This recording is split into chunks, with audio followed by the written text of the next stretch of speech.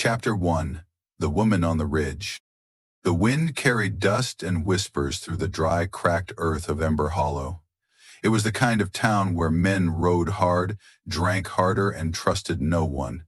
Yet, above the scattered saloons and smoke-choked streets, nestled on a sun-scorched ridge, a lone figure was building something with calloused hands and quiet fury. Etta McCrae was no stranger to hard work. She had once been a schoolteacher in St. Louis, wearing pressed skirts and reading poetry aloud to sleepy-eyed children. But that was before the fire, before the man she loved died trying to save a burning church that should have never been lit aflame. That blaze took more than her home. It left her scarred, burns curled along her left shoulder and back like reminders etched in flesh, and it burned out any desire to depend on another soul again. Now, all she had was her land, a stack of pine logs, and the determination to build a cabin with her own hands. She didn't need a savior. She just needed a roof over her head. And yet, someone was watching her. Chapter 2. The Cowboy with Empty Arms. Calder Holt had once had everything. A wife named Millie with a laugh like wind chimes, a son with curls that bounced when he ran, and a patch of land with a white fence and apple trees. That was before the fever. It swept through faster than any outlaw ever could, leaving him with 2 graves and a hole in his chest no doctor could mend. He wandered after that, drifted like tumbleweed, fought off raiders, drove cattle, saved a sheriff's life once, and earned himself a pardon for a crime he didn't commit. But nowhere felt like home anymore. Not until he rode past that ridge last spring and saw a woman, hair tied up in a red kerchief, hauling logs like she had something to prove. At first, Calder watched from a distance, tossing her bags of nails or fresh bread wrapped in cloth when she wasn't looking. She thought it was coyotes or wind or her own damn imagination. But he saw the way she looked up sometimes, narrowing her eyes toward the horizon, like she knew someone was there. He never meant to speak to her, but on the day a beam slipped from her grasp and nearly crushed her foot, he jumped the fence before thinking. "You building a home or a fortress?" he asked, lifting the log like it weighed nothing.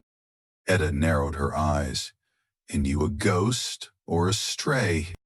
"Neither," he said, tipping his hat. "Just a man who's got more hammers than things to hammer." Chapter 3. 2 Hearts, 1 Cabin. They worked in silence at first, speaking only of practical things. "Pass me the mallet. Beam needs lining. Storm's coming." But between the grunts and hammer strikes, something else grew. Slow and tender, like the shoots of green that pushed through the dirt in early spring.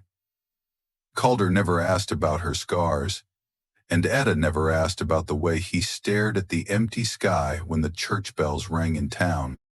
They didn't need to speak of sorrow to understand it. On a Sunday afternoon, Etta brought out 2 cups of coffee and sat beside him on the porch they'd finished that morning. "Why are you really helping me?" she asked. Calder didn't meet her eyes. "Because watching someone build something again. It reminds me that maybe I still can too." She nodded. "You're not the only one with ghosts, Cowboy." They sat in silence for a long while, sipping coffee as the wind tugged gently at the corners of their pain. Chapter 4. Fire Again. Trouble came to Ember Hollow in the form of Boone Carlisle, an outlaw with a scar down his jaw and a vendetta against anyone who tried to live quietly. He and his men had been rustling cattle, robbing trains, and making life miserable in the territories for 2 seasons.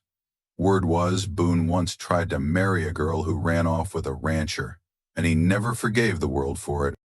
When Boone rolled into town, Calder felt it in his bones. "They'll come from the ridge," Calder said, scanning the horizon. "Bandits don't like watching something stand when all they do is tear down." "I'm not leaving," Etta replied, fists clenched. "This cabin is mine. I earned every log." "You might lose it if you stay." "Then I'll fight." He didn't say anything for a moment. Then, "You're brave." "No," she whispered, "just tired of running." Chapter 5. A Stand Worth Making. The attack came at dawn. 6 riders with pistols and sneers, laughing like jackals. Calder and Etta had barricaded the windows, dug a shallow trench near the barn, and loaded every shell they had. They fought side by side like old war partners in a new war of dirt and blood. Calder took a shot to the arm. Etta, sharp-ummed and steady, dropped 2 men from the porch steps with her father's old rifle. When Boone himself rode up, snarling and shouting, Etta walked right into the yard. He laughed. "What's a half-burned woman like you thinking, standing in front of me with that shaking gun?" But her hand didn't shake. "I've built every part of this house with hands that healed," she said. "I won't let you burn me twice." Before Boone could answer, Calder tackled him from behind, slamming the outlaw into the dirt. They fought hard, fists, fury, and a lifetime of loss between them. When it was done, Boone lay groaning, and the others had fled.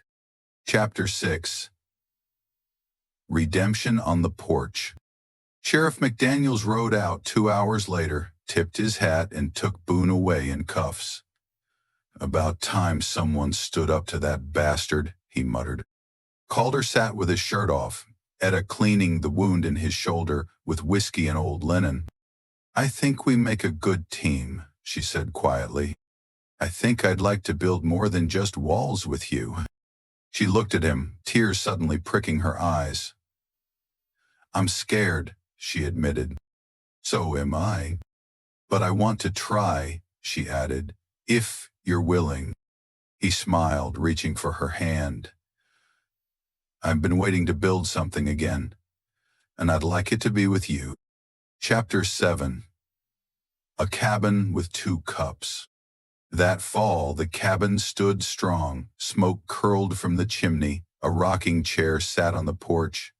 2 coffee cups waited on the rail. Etta planted flowers by the steps, the bright kind Millie once loved.